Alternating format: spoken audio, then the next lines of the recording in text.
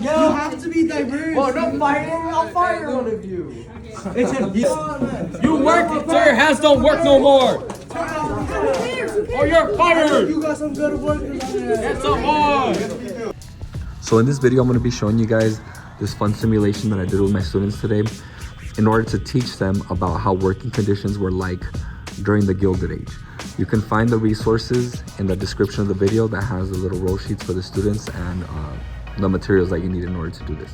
So basically, as the students were coming in, I gave them each a little roll sheet that basically was a little worksheet that gave them some background information and information about how each of the rounds was going to work, as well as some questions that they were supposed to do during the simulation. So there were 3 different roles. One was basically the owner of the factory or the owner of the monopoly.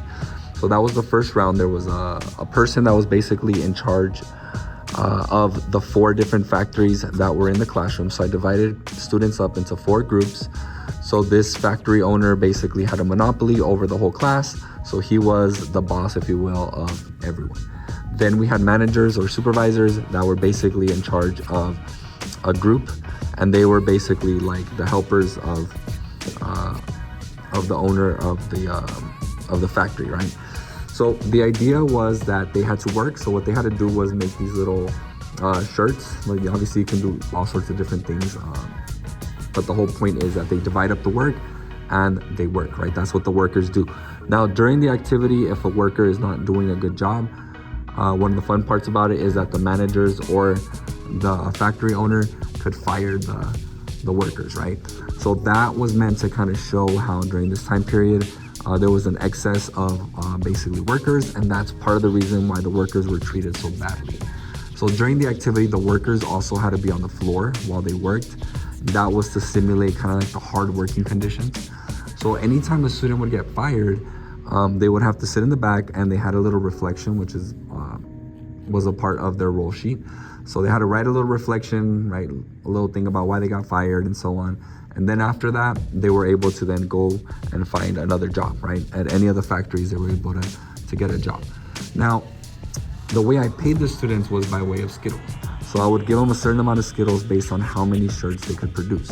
So I went to each little factory at the end of the first round, and I paid them for their work.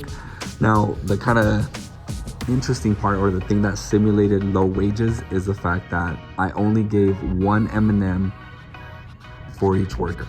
Now, I let the managers keep the rest, so I basically gave them a little, on a plate.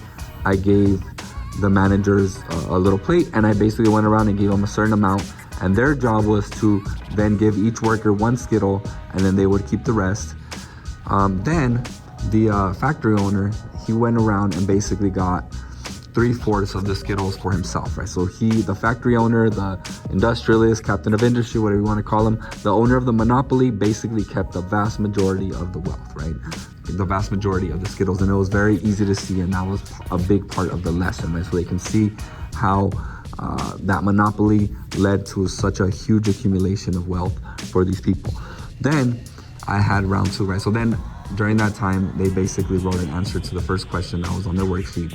Then for round 2, what I explained to the students was that eventually these workers got fed up with the working conditions and the low wages. So they basically, I explained how they basically created unions and how that led to a big change in terms of how things were done in the U.S. economy. So basically, after explaining that, I told the managers that now each of them was going to have their own factory, and that the workers were now going to decide where they wanted to work. So I told them that they would have to determine what wages they were willing to offer. So a lot of them said, like, okay, you don't have to sit on the floor anymore. You can sit on a chair, you could stand, or you can be on the floor. It's up to you. And basically they offered a certain amount of Skittles, right? 10 or 12 or so on. And I made sure I told them, hey, if you don't have enough Skittles, at the end, if you don't earn enough, that's going to be a problem, right? So they had to make sure that they were able to kind of give a decent number, right?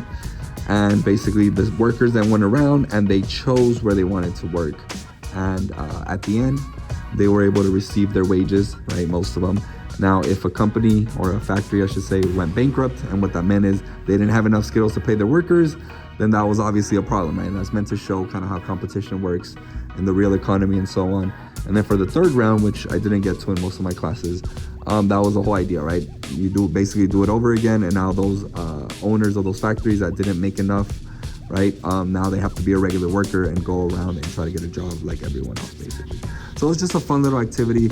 Some of the main ideas were to show the hard working conditions during the Gilded Age, to show how monopolies work, and to show how unions basically help solve the issues that were a problem during the Gilded Age.